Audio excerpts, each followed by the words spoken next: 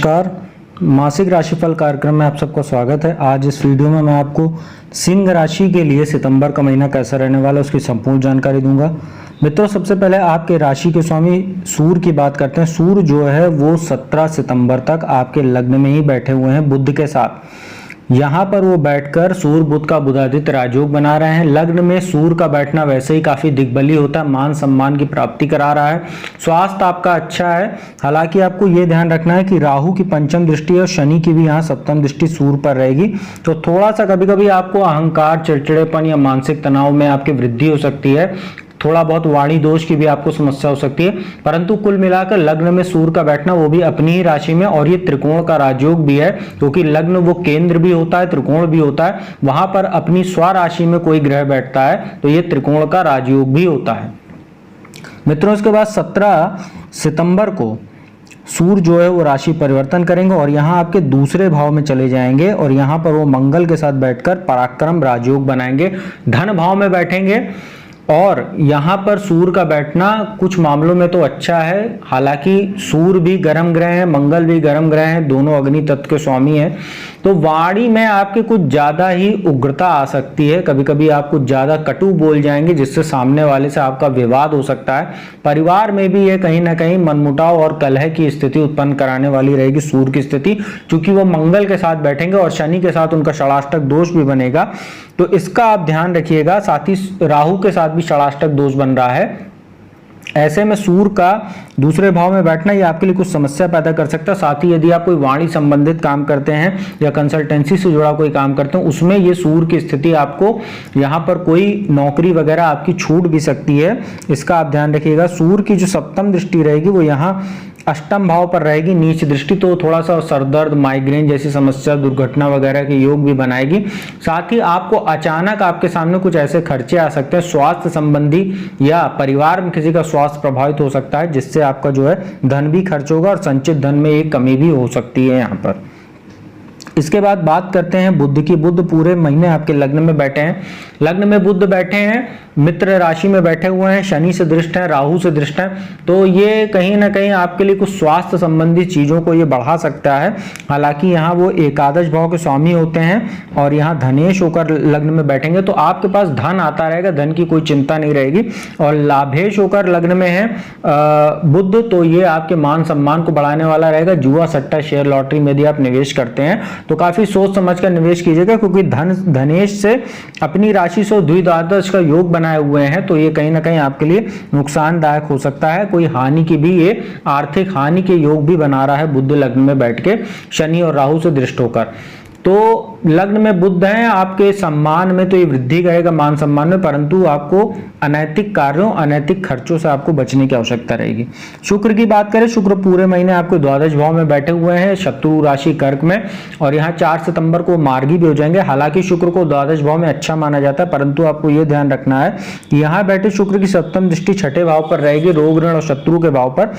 यहाँ पर शुक्र दृष्टि डालेंगे तो मूत्र विकार, डायबिटीज जैसी आपको कुछ समस्या दे सकते हैं। साथ ही आपको चरित्र दोष से भी बचने की आवश्यकता है। चरित्र अपना आप मजबूत रखिए, क्योंकि द्वादश भाव में शुक्र बैठे हैं, ये खर्चों को भी बढ़ाते हैं, भोग को भी बढ़ाते हैं, और व्यक्ति कभी कभी इतना ज्यादा भोग करने लगता है कि वो रोगी भी हो जाता है। साथ ही द्वादश में बैठे हैं, आप दिखावे पर खर्चा करेंगे, बेवजह की यात्राओं पर खर्चा करेंगे। हालांकि ये घूमने फिरने के भी योग बनाता है, तो आपको बचना चाहिए, अपना बजट देखते हुए ही खर्च करना चाहिए, क्योंकि शुक्र द्वादश में बैठे हैं। क्रेडिट कार्ड वगैरह आप ले सकते हैं और अनायास खर्चे आप कर सकते हैं। साथ ही छठे भाव पर दृष्टि डालेगा तो मामा और ननिहाल पक्ष से भी कुछ संबंधों को प्रभावित करेगा, और आप यदि पुरुष हैं तो स्त्री के माध्यम से, और स्त्री हैं तो पुरुष के माध्यम से कोई ब्लैकमेलिंग वगैरह के भी शिकार हो सकते हैं। इसका आप ध्यान रखिएगा, अपने चरित्र को मजबूत रखिएगा। इसके बाद बात करते हैं मंगल की। मंगल यहाँ दूसरे भाव में बैठे हुए पूरे महीने, इनकी जो चौथी दृष्टि रहेगी वो पंचम भाव पर, सप्तम दृष्टि अष्टम भाव पर, और अष्टम दृष्टि नौवें भाव पर रहेगी। मंगल दूसरे भाव में बैठे हैं, धन के लिए तो अच्छा है, ये भाग्येश होकर बैठे हुए हैं, साथ ही चतुर्थेश होकर बैठे, तो भूमि भवन वाहन में निवेश पर आप खर्चा करेंगे इस महीने। साथ ही ससुराल पक्ष से भी आपको कोई संपत्ति का लाभ हो सकता है। चतुर्थ दृष्टि पंचम भाव पर रहेगी, तो शिक्षा संतान के लिए अच्छा है, आर्थिक स्थिति आपकी अच्छी करेगा ये मंगल। अष्टम भाव पर दृष्टि डालेगा तो आपको लगातार गोचर के दौरान 17 माफ कीजिएगा पूरे ये 3 अक्टूबर तक, जब तक मंगल यहाँ बैठे हुए हैं 18 अगस्त से 3 अक्टूबर तक, आपको अचानक धन लाभ कराते रहेंगे। यदि आप प्रॉपर्टी में निवेश करते हैं या आप जो है म्यूचुअल फंड वगैरह में आपने निवेश किया हुआ है, शेयर मार्केट में निवेश किया हुआ है, तो उसमें आपको ये अचानक धन लाभ मंगल कराते रहेंगे। आपको बस ये ध्यान रखना, अष्टम भाव पर दृष्टि है तो यहाँ पर गाड़ी वगैरह चलाते समय सावधानी बरतिएगा, अन्यथा चोट चपेट की दुर्घटना ये बनाने के योग बनाता है अष्टम भाव पर दृष्टि डालकर। भाग्य स्थान पर दृष्टि डालेगा तो लंबी दूरी की यात्राएं, विदेश जाकर पढ़ाई करने वाले छात्रों के लिए अच्छा अवसर रहेगा। इंजीनियरिंग वगैरह आप करना चाह रहे हैं या इंजीनियरिंग कर चुके हैं नौकरी की तलाश में, तो मंगल आपको जो है कहीं ना कहीं नौकरी भी दिलाने का काम करेगा भाग्यवश। इसके बाद शनि की बात करते हैं। शनि जो है आपके सप्तम भाव में बैठे हैं, वक्री हैं अभी, ये शश महापुरुष राजयोग बनाकर बैठे हैं। इनकी जो तीसरी दृष्टि है वो बृहस्पति राहु पर पड़ रही है, सप्तम दृष्टि लग्न पर पड़ रही है और 10वीं दृष्टि यहाँ चतुर्थ भाव भौतिक सुख साधन के घर पर पड़ रही है।